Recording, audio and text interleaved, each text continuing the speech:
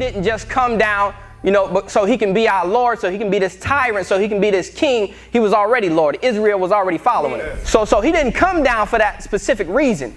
But what he did come down for was to exchange life for death. He came down to give us life because all we had was death.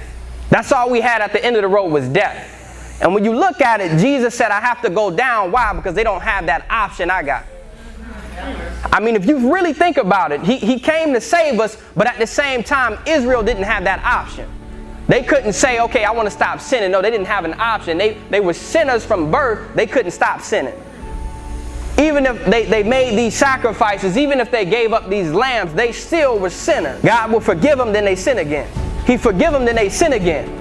So when you talk about Jesus, when you talk about the great exchange, he came from purity to come down to sin, something he's never engaged in, took the sin from us, and he only did that just so we can have an option. He didn't do it just so he can be Lord, so he can be king, so he can reign, so he can rule. He did it so you can have an option. And that's what I think the great exchange is about. It's not even close to being even. Even if we serve him, even if we gave him our life, it's not even close. So that's why I call it the great exchange. The great exchange.